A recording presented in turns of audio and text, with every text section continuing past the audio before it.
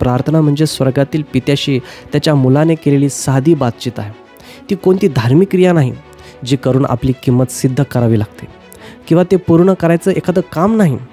म्हणून प्रार्थना सोपी ठेवा आणि लक्षात ठेवा की प्रार्थना म्हणजे त्या देवाशी बोलणं आहे ज्याने तुमच्यावर इतकं प्रेम केलं की त्याने तुम्हाला आपलं मूल केलं. जय ख्रिस्त प्रियानो, असं अनेकदा म्हटलं जाते की आपण सगळेच प्रार्थना अजून चांगल्या प्रकारे करू शकतो. आणि खरं तर कोणीही असं म्हणू शकत नाही की मला प्रार्थना पूर्णपणे जमली आहे. हे खरं असू शकतं, पण कधीकधी आपण हाच विचार कारण म्हणून वापरतो आणि मग प्रार्थना सुधारण्यासाठी काहीच करत नाही. माझ्या मते प्रार्थना कमजोर होण्याचे कारण म्हणजे देवाशी बोलताना आपल्यामध्ये येणारे अडथळे आपण ओळखत नाही. म्हणून प्रार्थना चांगली व्हावी असेल तर आधी त्या गोष्टी ओळखणं गरजेचं आहे ज्या देवाशी आपल्या बोलण्यात अडथळा आणतात. म्हणून या व्हिडिओमध्ये मी अशा 5 गोष्टी सांगणार आहे ज्या आपल्या प्रार्थनेला कमजोर करतात. जर या गोष्टी आपल्या दिसू लागल्या तर आपण त्या ओळखू शकतो आणि देवाजवळ राहण्यासाठी काय करायला हवं हे आपल्याला नीट समजू शकतं. अडथळा क्रमांक 1, खूप व्यस्त राहणे. येशूने लूक 14 अध्याय 16 ते 20 मध्ये लोकांना देवाच्या राज्याबद्दल शिकवताना एक गोष्ट सांगितली. मग येशू त्याच म्हणाला, एक मनुष्य एका मोठ्या मेजवानीची तयारी करत होता. त्याने पुष्कळ लोकांस आमंत्रण दिले. भोजनाच्या वेळी ज्यांना आमंत्रण दिले होते त्यांना सांगितले, या, कारण सर्व तयार आहे, असा निरोप सांगण्यासाठी नोकराला पाठवले. ते सर्वजण सबब सांगू लागले. पहिला त्याच म्हणाला, मी शेत विकत घेतले आहे आणि मला जाऊन ते पाहिले पाहिजे, कृपा करून मला क्षमा कर. दुसरा म्हणाला, मी बैलाच्या 5 जोड्या विकत घेतल्या आहेत व त्यांची पारख करण्यास मी चाललो आहे, कृपा करून मला क्षमा कर. आणखी तिसरा म्हणाला, मी लग्न केले आहे व त्यामुळे मी येऊ शकणार नाही. येशू यामधून हे सांगत होता की देवाच्या बाबतीत लोक कधीकधी खूप वाईट कारणं देतात आणि देवापेक्षा आपली कामं, आपली वस्तू आणि आपले नाते जास्त महत्त्वाचे मानतात आणि त्यामुळे ते देवाजवळ येत नाहीत किंवा त्याचं अनुसरण करत नाहीत. म्हणून जेव्हा आपल्या प्रार्थना जीवनाचा प्रश्न येतो तेव्हा मला असं वाटतं की खूप व्यस्त राहणे हेच आपल्या प्रार्थना जीवनावर परिणाम होण्याचं एक मोठं कारण आहे. आपली अनेक सकाळ अशी सुरू होत असते की आपल्याला लगेच एखाद्या मीटिंगला, कामाला जायचं असतं आणि जसजसं दिवसाचं काम वाढतं तसतसं आपल्याला अनेक वेळा असं वाटतं की देवासाठी आपल्याकडे वेळच नाही. पण खरं सांगायचं तर ते खोटं आहे.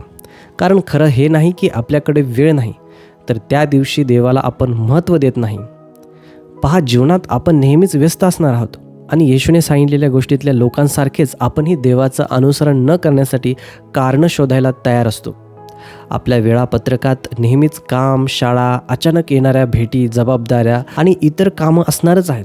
त्यामुळे जर तुम्ही असे असाल की खूप व्यस्त असण्यामुळे तुमचं प्रार्थना जीवन कमजोर होत आहे, तर मी तुम्हाला सुचवतो की थोडं थांबा आणि तुम्ही प्राधान्य देत असलेल्या गोष्टींकडे लक्ष द्या. कारण खूप व्यस्त असणं हेच आपल्या प्रार्थना न करण्याचं कारण वाटत असेल तर खरी समस्या वेळ नसण्याची नाही, तर प्रार्थना आपल्यासाठी पुरेशी महत्त्वाची नसण्याची आहे. आणि जर असं असेल तर आपण देवापेक्षा अधिक काय ठेवतोय याचा विचार करणं आणि असं का होतंय हे तपासणं आपल्यासाठी चांगलं ठरेल. म्हणून एवढंच सांगायचं की जर खूप व्यस्त असणं हीच तुमची अडचण असेल तर तुमच्या गोंधळलेल्या दिनचर्येतून थोडा वेळ बाजूला काढा, थांबा, विचार करा आणि तुमच्या जीवनात खरंच काय महत्त्वाचं आहे ते पहा. अडथळा क्रमांक 2, शिस्तीचा अभाव. 2 करिंथ 9:27 मध्ये पौल म्हणतो की तर मी आपले शरीर कुदलतो व त्याला दास करून ठेवतो. असं न केल्यास मी दुसऱ्यांना घोषणा केल्यावर कदाचित मी स्वतःच पसंतीस न उतरलेला असा ठरेल. या वचनात पौल करिंथच्या मंडळींना सांगतो की तो स्वतःच्या शरीराला शिस्त लावतो जेणेकरून त्याला जे करायचं आहे त्यासाठी तो स्वतःला तयार करू शकेल. जसा एखादा खेळाडू मजबूत होण्यासाठी, वेग वाढवण्यासाठी, सहनशक्ती मिळवण्यासाठी किंवा स्किल्स वाढवण्यासाठी खूप कष्टाने सराव करतो, तसंच पौल स्वतःला देवासाठी तयार करतो. आणि जर तुम्ही कधी कठोर सराव केला असेल तर तुम्हाला माहीत असेल की त्यात एक प्रकारचं मरणच असतं. शरीर थकून जातं, आनंद कमी होतो, कारण कष्टाचं काम कधीकधी मूर्खपणासारखं वाटतं, विशेषतः जेव्हा तुम्ही त्यासाठी सगळं काही देत असता. इथे पौल सांगतो की तो आपल्या शरीरावर शिस्त लावतो, अगदी एखाद्या खेळाडूसारखे, जेणेकरून तो स्वतःला सरावात ठेवू शकेल आणि नियंत्रणात ठेवू शकेल. आणि माझ्या प्रार्थना जीवनाला आजही अडथळा आणणारी एक गोष्ट म्हणजे माझी अस्वस्थ सवय यूट्यूबवर खूप वेळ घालवणं. मला कमेंट्स वाचायला आवडतं, कारण कधीकधी मला तुमचे कमेंट्स वाचूनच व्हिडिओसाठी कल्पना मिळतात आणि काही लोकांकडून प्रोत्साहनही मिळतं. पण अनेकदा 5 मिनिटाचं स्क्रोलिंग 10 मिनिटात मग 20 मिनिटात बदलतं. नंतर मला कळतं की मी जे 20-30 मिनिटं स्क्रोलिंगमध्ये घालवली ती वेळ मी खूप महत्त्वाच्या गोष्टींसाठी वापरू शकलो असतो. मला चुकीचं समजू नका, माझ्या कामासाठी कमेंट्स वाचणं महत्त्वाचं आहे, कारण त्यामुळे मला चॅनलवर काय चाललं आहे ते समजतं. पण न विचार करता सतत स्क्रोल करणं ही सवय मला पूर्वीपासून त्रास देत आली आहे. म्हणूनच पूर्वी मी इंस्टाग्राम काढून टाकलं आणि फोनमधले काही ॲप्स हटवले, कारण माझं शरीर कधीकधी अशा गोष्टींना हो म्हणायला लागायचं ज्या माझ्यासाठी चांगल्या नव्हत्या. मी सकाळी उठताच लगेच फोन उचलायचो, मेसेजेस पाहायचो, ईमेल्स वाचायचो आणि खूप वेळ वाया जायचा. तोच वेळ मी दिवस सुरू करण्याआधी देवाशी बोलण्यासाठी वापरू शकलो असतो. म्हणून जर तुमच्यासाठी शिस्तीचा अभाव ही अडचण असेल आणि त्यामुळे तुमचं प्रार्थना जीवन बिघडत असेल, तर तुमच्या वेळापत्रकात स्वतःसाठी थोडं स्वतःला नकार देणं गरजेचं आहे. कारण खरं सांगायचं तर आपल्या शरीराला नेहमी जे हवं ते मिळालं तर ते चांगलं नसतं. म्हणून माझं तुमच्यासाठी आव्हान असं आहे की देवासाठी एखादा छोटा त्याग शोधा, जेणेकरून तुमच्यात शिस्त तयार होईल. उदाहरणार्थ, रोज सकाळी 10:30 ते 10:45 हा वेळ देवाला द्या. 10:30ला अलार्म लावा, फोन बंद करा आणि शांतपणे बसा. अगदी कारमध्ये जरी असलात किंवा तुम्ही फोनवर मर्यादा ठेवू शकता, जसं की दररोज रात्री 10 वाजल्यावर ते सकाळी 10 वाजेपर्यंत सगळे ॲप्स बंद होतील. म्हणजे झोपण्याआधीचा वेळ तुम्ही देवाशी प्रार्थनेत बोलण्यासाठी वापरू शकता. स्वतःला नकार देण्याचे अनेक मार्ग आहेत, म्हणून देवाला प्रार्थना करा आणि त्याला विचारा की तुमच्या जीवनात कोणती गोष्ट खास करून बदलायला हवी आहे आणि मग ती बदलण्यासाठी पावलं उचला. आणि याच ठिकाणी आपण तिसऱ्या अडथळ्याकडे येतो, वाढत जाणारं पाप. गलतीकारांस 5:17 पौल सांगतो की मनुष्याच्या आत शरीराची इच्छा आणि आत्म्याची इच्छा एकमेकांविरुद्ध लढत असतात आणि त्यामुळे आपण जे योग्य आहे ते नेहमी करू शकत नाही. म्हणजेच ख्रिस्ती व्यक्तीच्या आत हे 2 स्वभाव सतत संघर्ष करत असतात. म्हणून जेव्हा आपण आपल्या प्रार्थना जीवनात येणाऱ्या अडथळ्यांचा विचार करतो, तेव्हा त्यातला एक मोठा अडथळा म्हणजे आपलं पापी शरीर, म्हणजेच पापी इच्छा खूप जास्त पोचल्या जाणं आणि त्यामुळे आपण जे योग्य आहे ते नेहमी करू शकत नाही.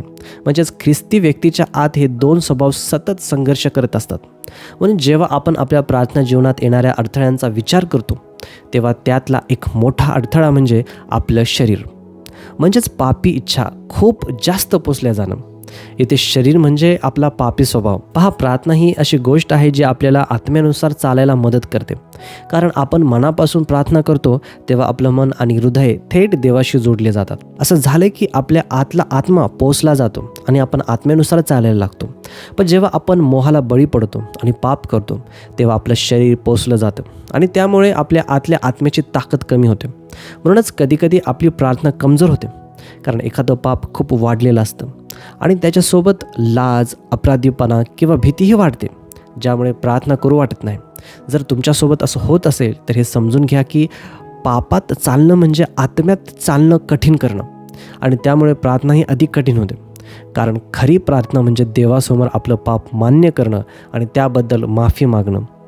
म्हणून जर वाढत जाणारं पाप तुमच्या प्रार्थना जीवनावर परिणाम करत असेल तर गलतीकारांस 5:16 लक्षात ठेवा, ज्यात सांगितलं आहे की मी तर म्हणतो आत्म्याच्या प्रेरणेने चाला, म्हणजे तुम्ही देहवासना पूर्ण करणारच नाही. म्हणजेच शरीराशी लढण्याचा मार्ग हा आत्म्यानुसार चालण्यात आहे.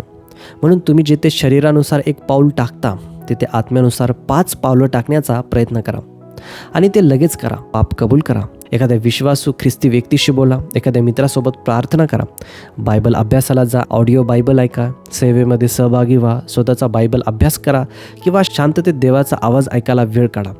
मुद्दा हा आहे की जर तुमच्या जीवनात पाप नियंत्रणाबाहेर वाढत असेल तर आत्म्याच्या गोष्टी अधिक वाढवा, जेणेकरून आत्मा पापावर मात करू शकेल.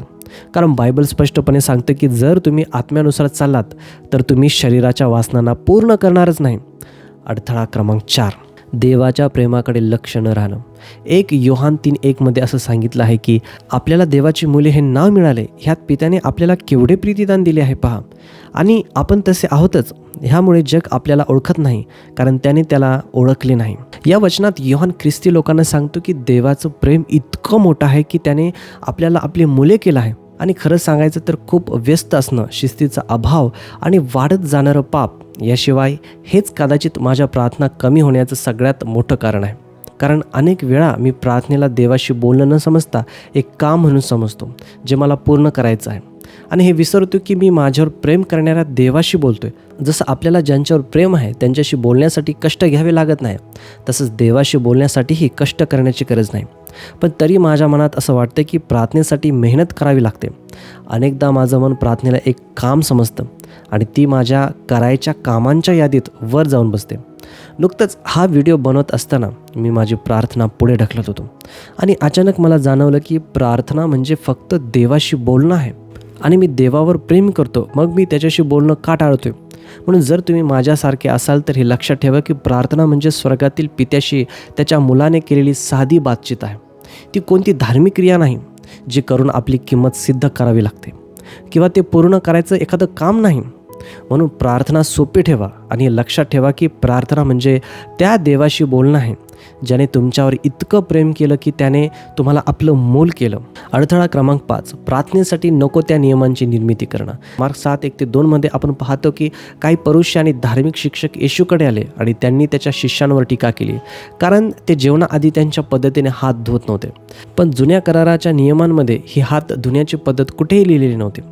ती माणसाने बनवलेली परंपरा होती. म्हणून येशूने त्यांना समजावलं की आपण देवाच्या खऱ्या आज्ञा बाजूला ठेवून स्वतःचे नियम पाळतो. आणि खरं सांगायचं तर आपल्या प्रार्थना जीवनातही हा अडथळा कधी येतो. कारण कधी एखाद्या दिवशी आपण जास्त वेळ प्रार्थना करतो तर दुसऱ्या दिवशी आपल्याला वाटतं की आज इतका वेळ नाही, म्हणून आपण प्रार्थनाच टाळतो. कधी आपल्या मनात येतं की आधी बायबल वाचायला हवं, आधी तयारी करायला हवी, आधी व्यायाम करायला हवा, म्हणजे मग नीट प्रार्थना करता येईल.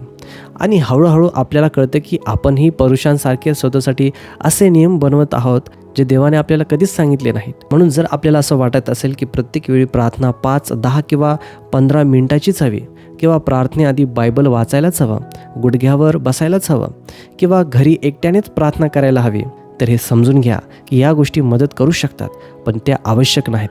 प्रार्थना लहानही असू शकते. कामावर जाताना, गाडीत चालताना, व्यायाम करताना, जेवणाआधी, एखाद्याशी बोलताना, TV पाहताना, देवाचे आभार मानताना किंवा कंटाळवाणं काम करताना, देवाकडे मदत मागताना. म्हणून शेवटी सांगायचं एवढंच की देवाजवळ राहण्यासाठी प्रार्थनेला 2ऱ्या, 3ऱ्या किंवा 4थ्या क्रमांकावर ठेवू नका. ती सोपी ठेवा, लगेच करता येईल अशी ठेवा आणि स्वतःवर नको ते नियम लावणं टाळा. म्हणून जर सध्या तुमचं प्रार्थना जीवन दुखावलेलं असेल, ते कमी झालं असेल, तर मी तुम्हाला प्रोत्साहन देतो की थोडं थांबा आणि पहा यापैकी काही गोष्टी तुमच्या जीवनात आहेत का. खूप व्यस्त असणं, शिस्तीचा अभाव, वाढत जाणारं पाप, देवाच्या प्रेमाकडे लक्ष न राहणं आणि प्रार्थनेसाठी नको त्या नियमांची निर्मिती करणं. शेवटी एवढंच सांगायचं आहे की देवाची मुले म्हणून मला वाटतं आपण हे लक्षात ठेवलं पाहिजे की या पृथ्वीवर जिवंत असताना आपली प्रार्थना कधीच परिपूर्ण होणार नाही. पण तरीही आजच काही पावलं अशी आहेत जी आपण उचलू शकतो, जी आपल्याला योग्य दिशेने पुढे नेऊ शकतात.